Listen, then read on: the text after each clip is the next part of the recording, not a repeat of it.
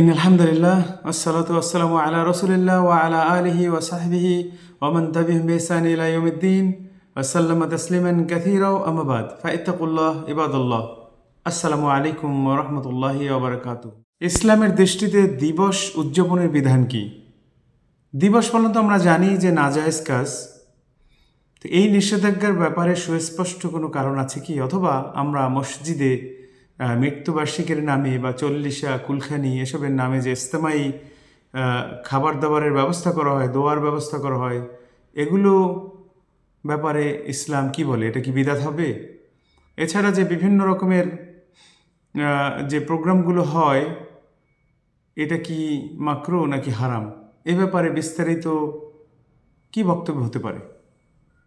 সম্মানিত হাজিরিন, বর্তমান সমাজে যেই ধরনের দিবস উদযাপন করা হয় তাদেরকে মোটামুটি 4 ভাগে ভাগ করা যেতে পারে। একটা হলো ইবাদতের বা সওয়াবের উদ্দেশ্যে যে দিবস, যেমন চল্লিশা কুলখানি, মৃত্যুবার্ষিকী, ঈদে মিলাদুন্নবী।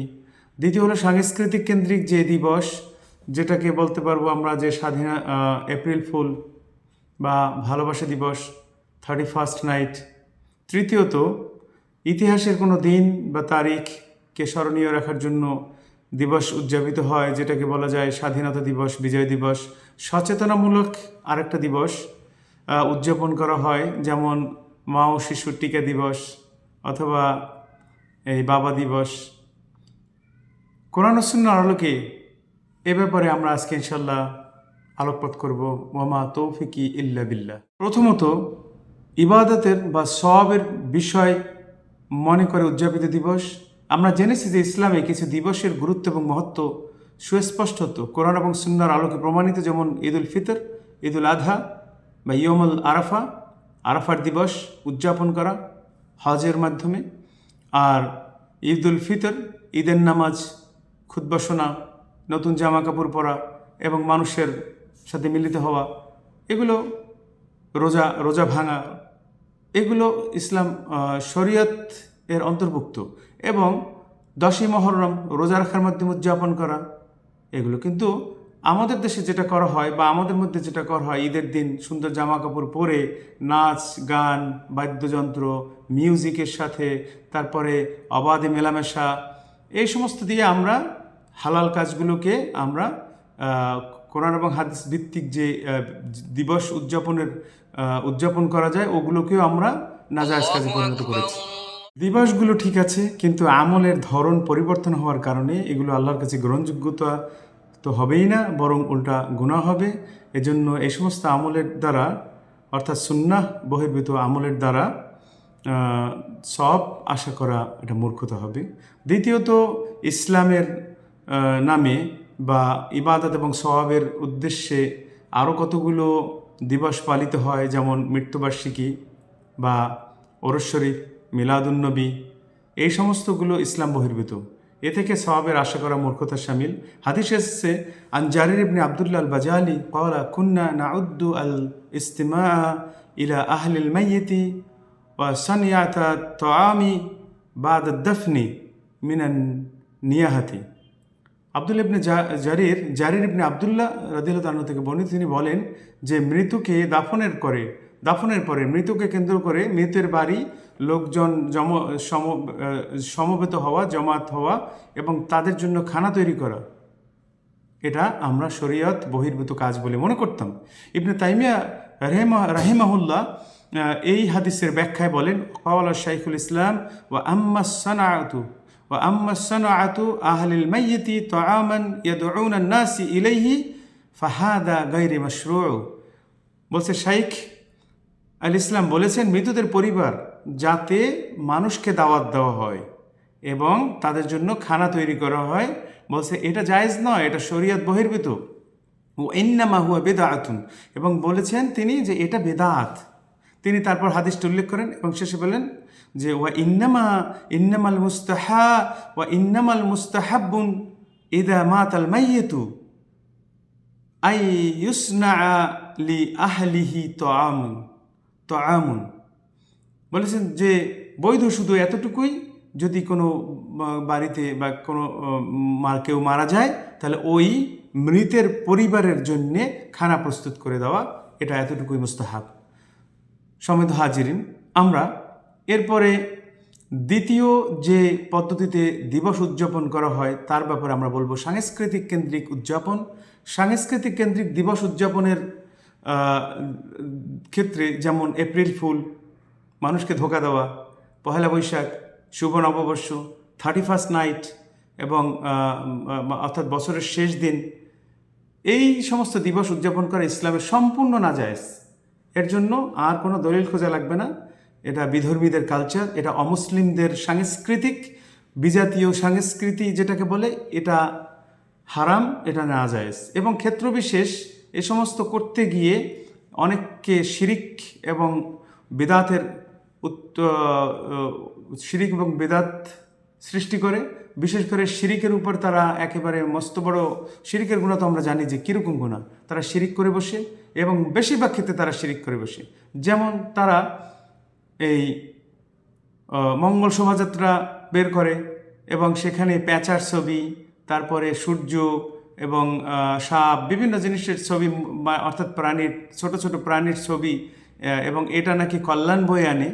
এই যে ব্যাপারটা, কল্যাণ একমাত্র আল্লাহ তাআলার হাতে, কোনো মানুষের হাতে তো কল্যাণ নয়, বরং তাদের আঁকা প্লাস ছবি তো প্রশ্নই আসে না। এটা মানুষের ব্যাপারে বললেই তো সাধারণ মানুষ কিছু বুঝতো যে না, এরা মানুষেরা হয়তো কল্যাণ করতে পারে, কিন্তু তাদের আঁকা পেঁচা এটা একদম মানে নিকৃষ্ট, অর্থাৎ আল্লাহর সাথে বেয়াদবির একেবারে চরম পর্যায়ে এটা। তো এখানে সুনান ইবনে দাউদ হাদিস নাম্বার 4031-এ বলা হয়েছে যে আনা উমর আন ইবনে উমর ক্বালা ক্বালা রাসূলুল্লাহ সাল্লাল্লাহু আলাইহি সাল্লাম মান তাশাব্বাহা বিকওমিন ফাহুয়া মিনহুম। বলছে ওমর রাদিয়াল্লাহু তাআলা বলছেন যে কেউ বিজাতির কোনো সাদৃশ্য অবলম্বন করে সে ওই জাতির বলে গণ্য হবে। অর্থাৎ এই যে কাজগুলো 31st night, happy new year, এগুলো সব বিজাতিদের, মুসলমান ইসলাম এটা শিক্ষা দেয়নি। সুতরাং এটা যারা গ্রহণ করবে, মুসলমানের উদযাপনের দিন হলো দুটা বছরে, দুই ঈদ, ঈদুল ফিতর এবং ঈদুল আধহা, এবং বাৎসরিক এটা ছাড়া কোনো ঈদ নেই। সুতরাং এই হাদিসের বর্ণনা করতে গিয়ে শাইখ আল মুনাজ্জিদ হাফিজুল্লাহ বলেন যে একদল কুসংস্কারবাদী তারা ঈদে মিলাদুন্নবী পালন করে। বলছে এটাও ইসলাম বহির্ভূত, বিধর্মী সম্পদে অনুকরণে যেসব দিবস উদযাপন পালন করে, ক্রিসমাস ডে, ম্যারেজ ডে, নববর্ষ, এগুলো সমস্ত কিছু ইসলাম বহির্ভূত, ইসলাম বিরোধী। সুনানে কুবরা লিল বাইহাকিতেও প্রায় একই রকমের হাদিস বর্ণিত হয়েছে। এবং আমরা যদি বুখারীর 6882 নম্বর হাদিস দেখি, সেখানে বলা হয়েছে যে আবগদুন নাসি ইলাল্লাহি সালাসাতুন, আবগদুন নাসি ইলাল্লাহি সালাসাতুন, যে আল্লাহর কাছে 3 ধরনের মানুষ সবচেয়ে বেশি নিকৃষ্ট।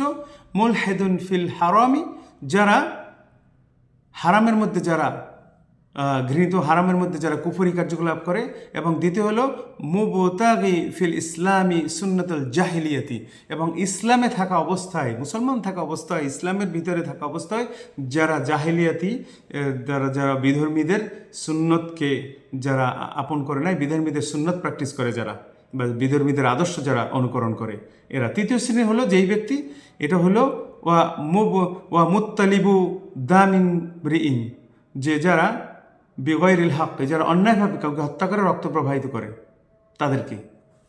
হাজিরিন, তৃতীয় নম্বর যে দিবস উদযাপন করা হয় তা হলো ইতিহাসের কোনো বিশেষ দিনকে স্মরণ করার জন্য, যেমন স্বাধীনতা দিবস, বিজয় দিবস, ফাউন্ডেশন ডে, ইন্ডিপেন্ডেন্স ডে। এই দিনে সরকার যদি কর্মবিরতি দেয়, সরকারি ছুটি ঘোষণা করে, তাহলে সেটা পালন করা, সেটা মেনে নেওয়া, এটা ইসলাম সমর্থন দেয়। কিন্তু ওই দিনটি পালন করতে গিয়ে যদি গান বাজনা, আতশবাজি, এ সমস্ত কাজ করা হয়, তাহলে সেটা শরীয়হ হাজিরিন।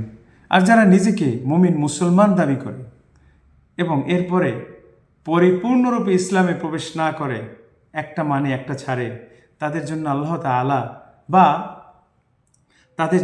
তাআলা সতর্কবাণী প্রেরণ করেছেন সূরা ইমরানের 100 নম্বর আয়াতে, ইয়া আইয়ুহাল্লাযীনা আমানু ইন তুতিউ ফারীকাম মিনাল্লাযীনা উতুল কিতাবা ইয়ারুদ্দুকুম বা'দা ঈমানিকুম কাফিরিন।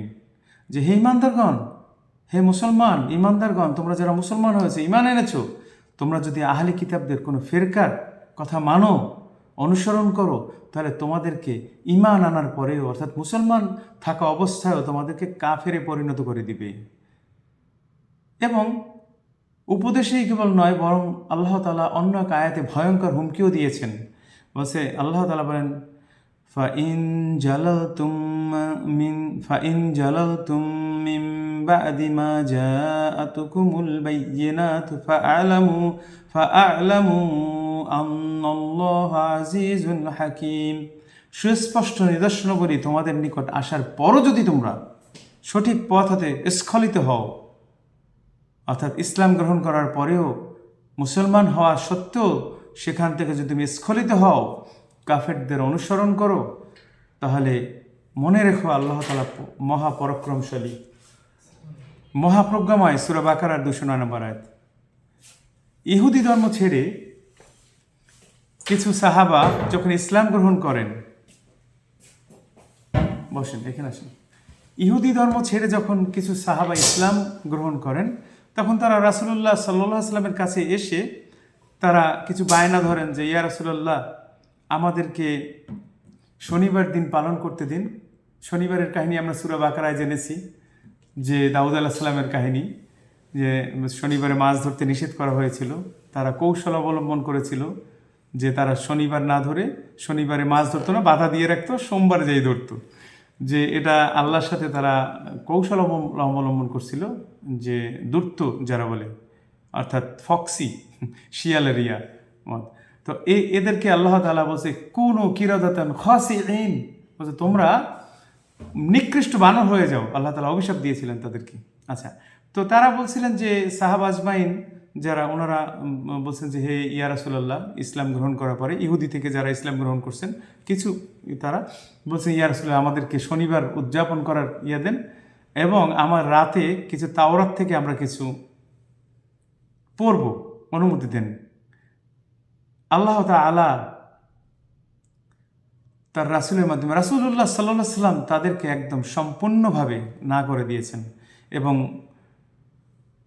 তা সূরা আয়াত নাযিল, ইয়া আইয়ুহাল্লাযীনা আমানু উদখুলু ফিস সিলমি কাফাতান, যে তোমরা ইসলামে পরিপূর্ণভাবে প্রবেশ করো।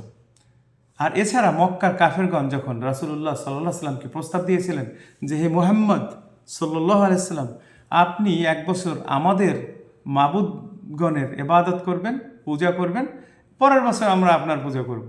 আল্লাহ তাআলা দ্ব্যর্থহীন কণ্ঠে, আল্লাহ তাআলা দ্ব্যর্থহীন ভাষায় একদম স্পষ্টভাবে জানিয়ে দিয়েছেন যে ঈমান আর কুফর সম্পূর্ণ আলাদা জিনিস।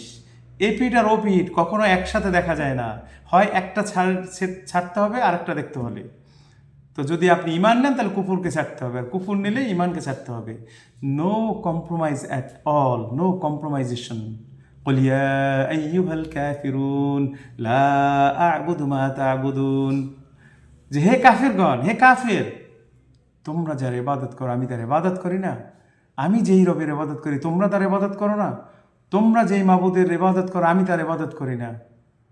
এরকম। তো সম্মানিত হাজিরিন, যে এখানে স্পষ্ট যে একজন মুমিন, একজন মুসলমান, সে পরিপূর্ণরূপে ইসলামে প্রবেশ করবে এবং ইসলামে মুসলিম থাকা অবস্থায় কোনো কাফেরদের কোনো অনুষ্ঠান উদযাপন করতে পারবে না, কাফেরদের কোনো অনুকরণ করতে পারবে না, কোনো অনুসরণ করতে পারবে না।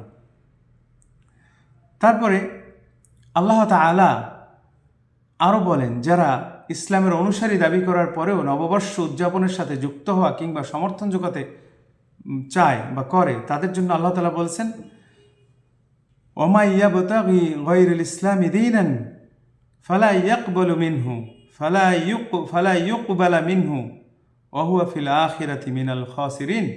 বলছে যে ইসলাম ছাড়া অন্য কোনো ধর্মের অনুসরণ করতে চায় বা তা অনুসরণ করতে চাইবে, কশমিন কালেও তা গ্রহণ করা হবে না। আখিরাতে যারা মহাক্ষতিগ্রস্ত তাদের মধ্যে সে শামিল হবে। সূরা আল ইমরানের শেষ কথা। ইমানদারগণ, তাদের কর্তব্য হলো, নতুন পুরাতন যারা নিজেদেরকে ইমানদার বলে দাবি করছি আমরা, আমাদের কর্তব্য হলো যে আমাদের জাতির পিতা ইব্রাহিম আলাইহিস সালামের কণ্ঠে কণ্ঠ মিলিয়ে দ্ব্যর্থহীন ভাষায় একসাথে আমরা উচ্চারণ করে বলি যে হে কাফেরগণ, তোমাদের সঙ্গে এবং তোমরা আল্লাহ ছাড়া যার উপাসনা করছো তাদের সঙ্গে আমাদের কোনো সম্পর্ক নেই, আর তোমাদের আকীদা আমরা অস্বীকার করি। স্পষ্টভাবে বলতে হবে এবং তোমাদের মধ্যে আমাদের মধ্যে চিরকালের শত্রুতা ও বিদ্বেষ সৃষ্টি হয়ে গেছে। যতক্ষণ না পর্যন্ত তোমরা এক আল্লাহর ইবাদত করবে ততক্ষণ পর্যন্ত এই শত্রুতা বজায় থাকবে। সূরা মুমতাহিনের 4 নম্বর আয়াতে বলেন। সম্মানিত হাজিরিন, জীবনের অঙ্কটা এরকম যে প্রতিটি মানুষ যেই ধর্মেরই হোক না কেন, যে সে প্রতিদিন তার একদিন যাবে, দিনের শেষে সে তার হিসাবটা অঙ্কটা মিলিয়ে নেবে। একজন ব্যবসায়ীর মতো, একজন ব্যবসায়ী যখন সে তার ব্যবসা প্রতিষ্ঠান বন্ধ করে ঘরে ফেরার সময় সে হিসাব লাগায় যে কার কাছে কত টাকা সে পাবে, কাকে কত টাকা দিতে হবে, আজকে কার কাছ থেকে কত টাকা নিয়েছে, কাকে কত টাকা দিয়েছে। এই হিসাবটা যেই করে না সে ভালো ব্যবসায়ী না। জীবনের হিসাব অঙ্কটা যদি কেউ না করে সে ভালো মুমিন না, ভালো মুসলমান না। তো এখন আমরা যারা 31st নাইট পালন করি, আমরা যারা এরকম একটা বছরের প্রথম দিন থেকে যদি হিসাব না লাগাই, আর যারা হিসাব লাগায় না তারাই কিন্তু 31st পালন করে। যারা প্রতিদিনের হিসাব করতে জানে যে আজকে কোন কাজের দ্বারা আমার প্রভু, আমার প্রতিপালক আমার উপর নারাজ হয়েছেন, কোন কোন কাজের কারণে আমার প্রতিপালক আমাকে জাহান্নামের জন্য আমার আমল নামায় জাহান্নামের আযাব লিখেছেন, এবং কোন আমলের দ্বারা আমি আমার রবকে খুশি করতে পেরেছি। এই হিসাব যারা না লাগায় প্রতিদিন, এরাই সপ্তাহ মাস ঘুরে বছর ঘুরে শেষের দিন তারাই 31st নাইট পালন করতে পারে। কেননা তাদের বিবেক পথহারা কোনো পশু যখন চেটে খায়, অর্থাৎ বিবেক যখন ধ্বংস হয়ে যায়, তখনই পারে নিজের অস্তিত্বের বিলুপ্তির পথে উল্লাসে মেতে ওঠা। যে আমার তো বছরের শেষের দিন বেশি আকুতি বিনতি করা উচিত ছিল আল্লাহর কাছে, যে আমি সারা বছর গুনাহ করলাম, আজকে এসে আমি কী করে আমি উদযাপন করি, কী করে আমি হাসি খুশি বানাই, কী করে আমি লাফালাফি করি, যে নতুন বছরে ঘর বাড়ি গাড়িটা সব পুরানো হয়েছে, মৃত্যুর দিকে আরেকটু আগিয়ে আমি কি নিজের এই ধ্বংসের, নিজের অস্তিত্বের বিলুপ্তির যে ইয়াতে আমি আনন্দ করতে পারি? কখন করতে পারি? যখন আমি হয় একেবারে মুখহীন, অর্থাৎ বিবেকহীন, বোকা, তখন আমি এটা করতে পারি। আর আখেরাতে তো আযাব আছে। এই সময় তো হাজিরিন, আমরা চেষ্টা করবো ইনশাল্লাহ। সামনে আসতেছে, দেখেন এখন এই যে কয়েকটা মাস সামনে অনেকগুলো দিবস আসতেছে। আপনার যেমন আমি তাদেরকে বলবো যারা ইসলাম বহির্ভূত অন্য ধর্মীয়দের যে দিবসগুলো পালন করে, ক্রিসমাস ডে বলেন, তারপরে আপনার এই 31st নাইট বা শুভ নববর্ষ, এগুলো বাদ দেন। মুসলমানের মধ্যে যে দিবসগুলো আছে, যেগুলো একদম সম্পূর্ণ স্পষ্ট বেদাত, যেমন এটার কোনো দলিল নেই। সামনে আসতেছে রজব মাসের, এখন রজব মাস, এই মাসে আসতেছে শবে মেরাজ। আল্লাহ তাআলা তার রাসূলকে আসমানে ডেকে নিয়েছেন, সত্য, সব কিছু সত্য, কিন্তু এই রাতের এই শবে মেরাজ উপলক্ষে যে কোনো ইবাদত আছে, কোনো অনুষ্ঠান আছে, এটা রাসূলের থেকে প্রমাণিত নেই, কোনো সাহাবা আজমাইন থেকে প্রমাণিত নেই। ঠিক একইভাবে শবে বরাত বলতে যে রাতটা বোঝায়, অর্থাৎ 14ই শাবানের রাত, এই রাতের ফজিলত আছে, কিন্তু এই রাতের কোনো আমল নেই, উদযাপন নেই, কোনো কিছু নেই। অন্যান্য রাতের মতোই এই রাতের একই বৈশিষ্ট্য। তো আমরা যারা এই দিবসগুলো পালন করতেছি বা এই রাতগুলো উদযাপন করতেছি, যে আমরা ওই বেধর্মীদের মতোই আমরা বাড়াবাড়ি করতেছি, এমন বাড়াবাড়ি করতেছি যে রাসূলের আগে, আল্লাহর আগে বেড়ে যাচ্ছে। ইয়া আইয়ুহাল্লাযীনা আমানু তাকুল্লাহ, না, ইয়া আইয়ুহাল্লাযীনা আমানু লা তুকাদ্দিমু বাইনা ইয়াদাইল্লাহি ওয়া রাসূলিহি, যে তোমরা আল্লাহ এবং আল্লাহ রাসূলের আগে বেরো না। আমরা কি করতেছি? যেটা আল্লাহ রাসূল বলেন নাই, যেটা আল্লাহর হুকুম আসে নাই, শরীয়তে নাই যে জিনিসগুলো। কেননা শরীয়তে থাকলে কি হতো বন্ধুরা, যে আল্লাহ রাসূল সাল্লাল্লাহু আলাইহি ওয়াসাল্লাম বলেছেন যে জান্নাতে যাওয়ার জন্য এমন কোনো আমল নেই যে তোমাদেরকে শিখাই দেয়নি। এই হাদিসটা মনে রাখবো, যে জান্নাতে যাওয়ার জন্য এমন কোনো নেক আমল নেই যে আমি তোমাদের শিখিয়ে যাইনি। আর জাহান্নাম থেকে বাঁচার জন্য এমন কোনো নিষেধ নেই যে আমি তোমাদেরকে বলে যাইনি, নিষেধ করে যাইনি। সুতরাং এটা হলো আল্লাহ রাসূলের কথা।